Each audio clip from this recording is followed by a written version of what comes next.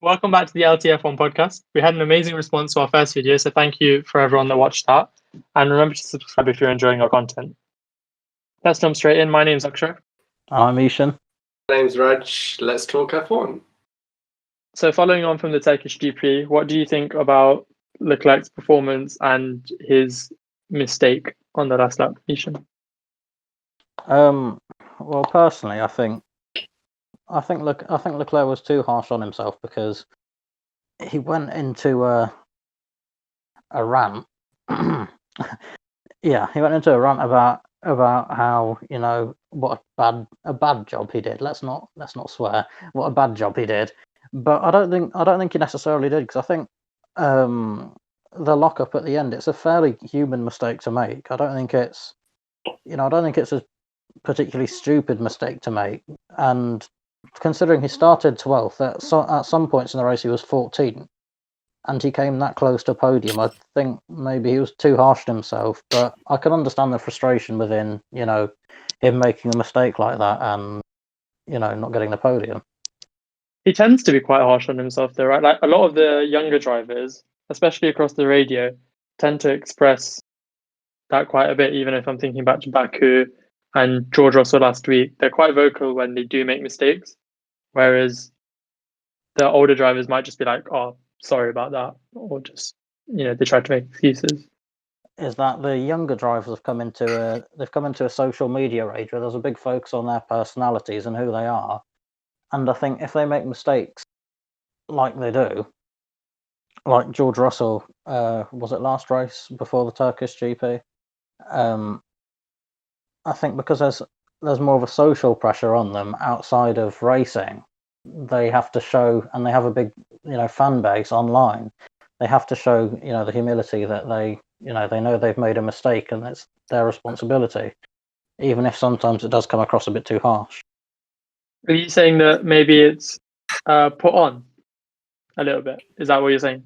Not put on, but I think they feel the responsibility more because there's more interaction with fans than maybe there used to be. Because if in like the mid 2000s or whatever, when there wasn't a big social media following on Instagram, YouTube, and stuff. I think now there's more of a spotlight on these drivers because when they've come in, as I say, if you look at F1 and every team's YouTube channels, as I said before, like about Lando Norris and Carlos Sainz and so on, they do big PR events on YouTube with McLaren and George Russell with Williams. I think that they do just feel it more because they have more connection with the fans, whereas in previous years where F1's been criticised is that the drivers have been disconnected from the fans, and but I think it's good in some ways that they do feel it more, but in other ways it can come across as if they're being too harsh on themselves, like I think Leclerc was. What are your thoughts? I feel like sometimes they sort of have to, if they want to retain their image of caring about the team, because if they don't feel that anger at the end of a race, then they're clearly not as dedicated to the team. And especially at the end of a race, if you've got the team bosses listening, you probably want some to hear a driver being passionate rather than them just being complacent. Oh, it's okay, we'll get it next race. Whereas if they're showing that passion at the end of the race, you think, yeah, this guy's the real deal. He may have made a mistake, yes, fair enough, human error, but at the end of the day, he's owned up to that mistake. He's congratulated his teammate, not been extra like, for example, before, if you had a teammate finish ahead of you, you might want to, especially for a young driver, you might feel a sense of envy or jealousy. But with Vettel, I think Leclerc was genuinely happy for him, because they are friends off the track as well. So I think that does help on their team relationship. But yeah, I feel like you do have to give him a bit of the benefit of the doubt in that situation. I have to say that I don't think Leclerc would be so happy for Vettel if he hadn't had such a bad season. He's happy because he has Vettel covered off. and he doesn't see him as a threat, I don't think. Well, yeah, I think if the roles were reversed, if it was Vettel that was outperforming Leclerc every week, I don't think he would have been as happy. Because No. I dispute that. I still think that at the end of the day, the friendship between the two is because Vettel outplaced Leclerc majority of last season. So there is an element of friendship there because Vettel we know is a good person in terms of he won't put too much blame on his teammate or blame him for coming lower, and we know that from previous experiences. But I feel like that friendship between Leclerc and Vettel it can be shown, and you can see it. That's come with age, though, hasn't it? Vettel wasn't always like that when he was younger. Red Bull days. But who was? Exactly, that's my point. So that's why I'm saying maybe Charles is he either extremely mature for his age or putting it on a bit. I think he is. I think he's maturer than most of the younger drivers. And he is young. Just because he's been at Ferrari, people think that he's not classed as one of the young ones anymore because he's at a top team. Well, supposedly top team. But that transition that he made, that is fair play to him because that was a big move for him and he's repaid them effectively. Yeah, I do agree with that, but I think Leclerc at Ferrari now, he's been there 2 years? 2 or 3 years? I can't quite remember. But he'll see himself every year now getting older and wanting to become more of. He would have seen Vettel underachieving and seen this as a good opportunity, and I think that was summed up perfectly last Sunday when he could have had the podium, but he effectively messed it up. And so I think some of it is PR, but when you're competing at that level and how much it would mean after the awful season that Ferrari have had, Leclerc would have really wanted that. So I think to an extent maybe not so much put on, but PR, a little bit of PR.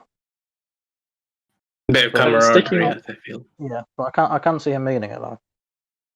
So sticking with Team Radio, I don't know if you've seen, but Romain Grosjean, the head of the Drivers Association, has come out saying that he and other drivers don't believe Team Radio should be broadcasted on the live feed for fans because he feels that the team radio is personal between the driver and the team and they shouldn't be held accountable for whatever they say in the heat of the moment. What do you think about that? But nobody's holding them accountable. What makes a race live and feel like, yeah, we understand, we empathize with them. And even though there is censored language in there, people can understand that. It's the pressure of the situation. It's the pressure of the job that they're doing. And when you're going around a track for nearly 2 hours, I feel like you can't really expect much of a sense. Like for the first few laps, yeah, they won't get angry. But after that, if somebody makes a mistake that will ultimately impact their finishing position, then I don't see why it's wrong for them to get angry. And I would back that. Yeah, you can't really hold them accountable because whatever they say, it's at the end of the day, it's to their race engineer. It's not to anybody in the authorities. Yeah, they may reference other drivers, but at the end of the day, you're on a circuit. You're racing against other drivers. So if you mention someone, then what's wrong with that? Yeah, same as commentators. I'd agree with that because I guess the point of us being able to hear it and us knowing what they're saying is it makes you feel more part of the race. Whereas if we couldn't and if we didn't know what they were saying at all, it would feel completely disconnected. It'd be more like playing the F1 game where where you're not part of it so much. Then because they're not like saying anything deliberately offensive to anyone. If two drivers get frustrated with each other, then it's usually fair enough. And I think it's more. You feel more involved hearing it anyway, being able to hear them. I think the sort of first step towards making F1 seem more connected to the fans is the team radios and it being accessible to us. Because if you go on YouTube and there's people like Danny Ricciardo who are known for their personalities, there's compilations of their best radio moments and so on.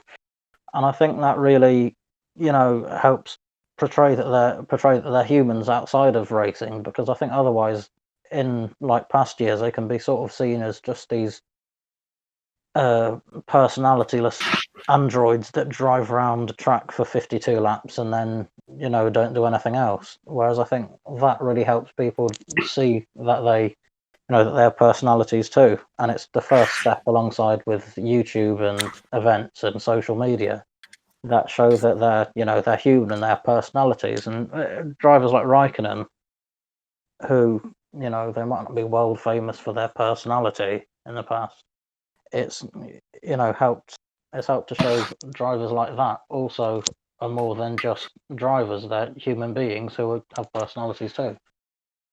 I can't agree with that last point. Raikkonen, in my opinion, his whole brand is that he doesn't care.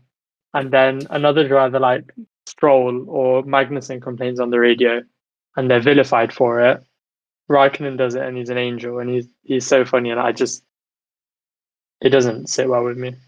Raj? The best part of team radio I've ever heard from Raikkonen is him in the pits asking for his steering wheel. If anybody wants to search this on YouTube, it is brilliant. He's just shouting at his race engineer, getting him to get his steering wheel. And also, exactly, that's my point. If Hamilton did that, the backlash from Hamilton shouting at his engineers or telling Bono his tires are dead, and then Raikkonen does the same thing, and it's like, oh, this guy's jokes. That's just personality, though. That's subjective to each individual.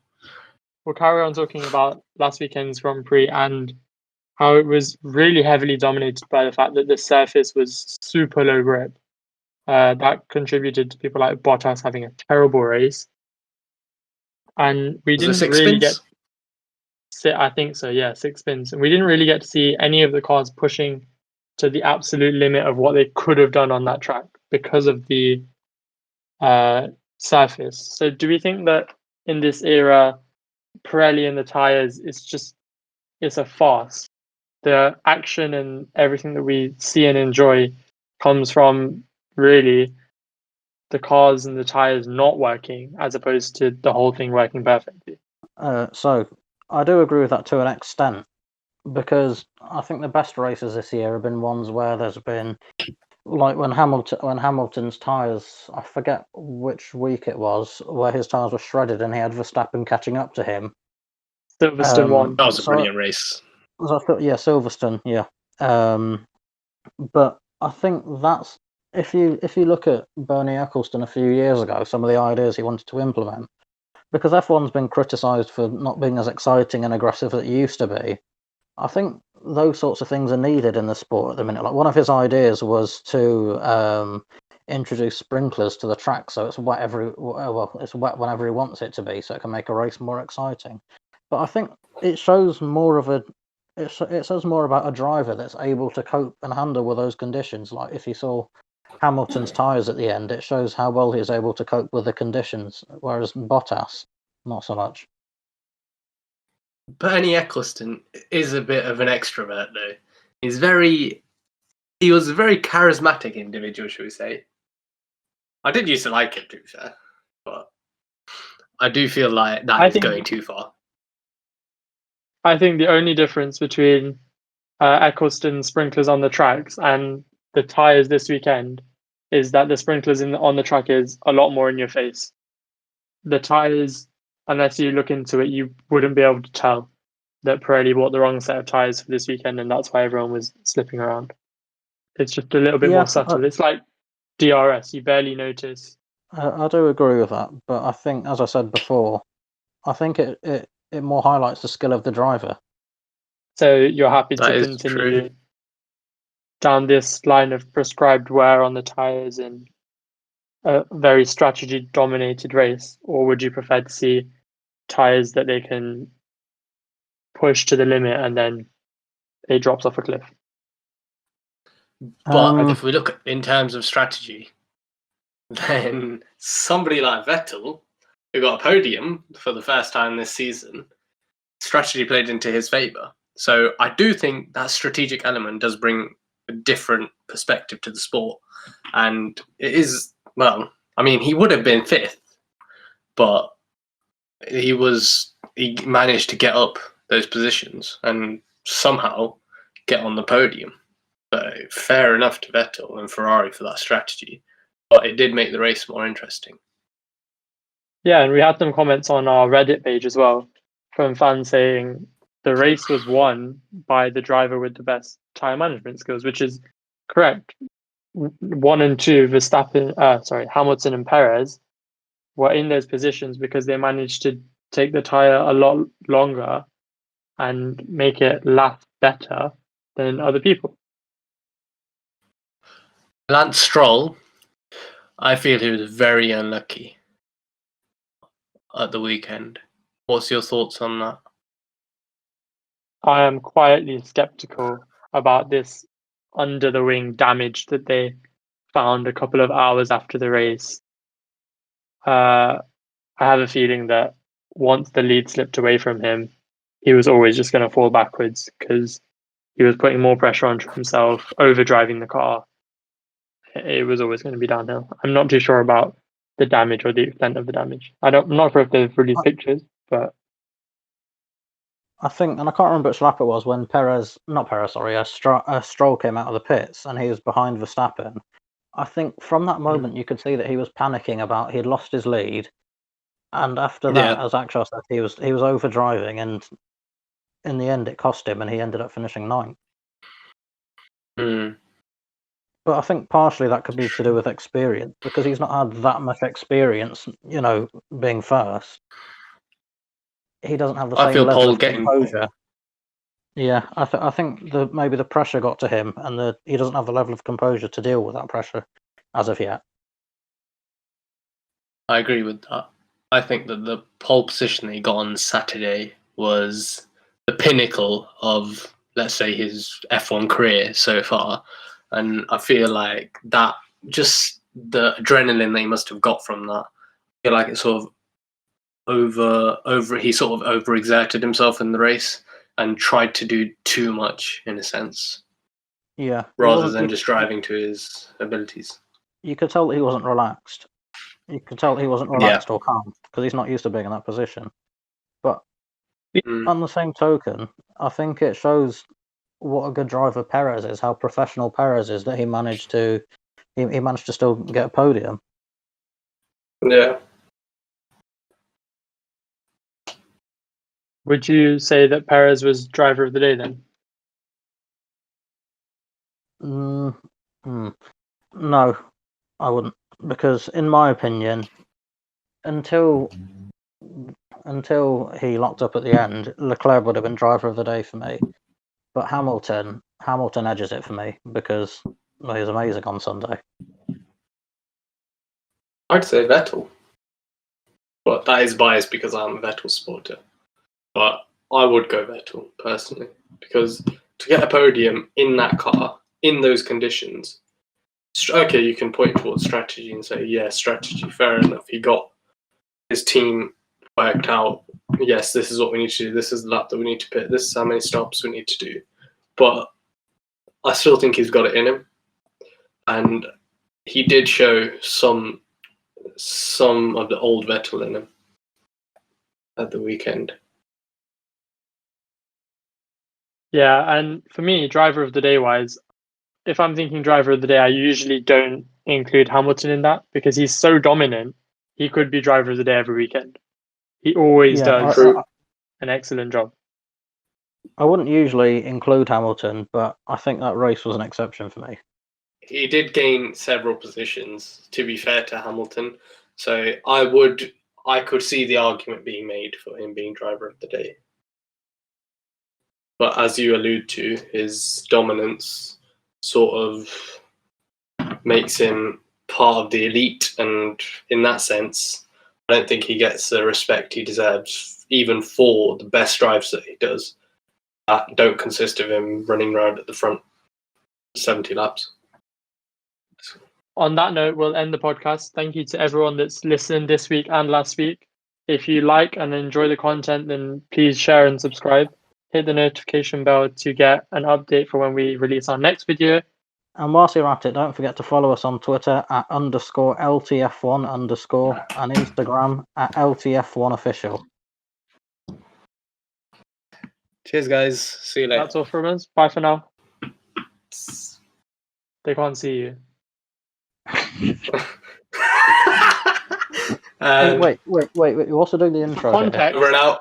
For context, for everyone that's listening, Raj just said bye by waving to an audience that can't see him. I did a salute. Salute. Don't specify which one.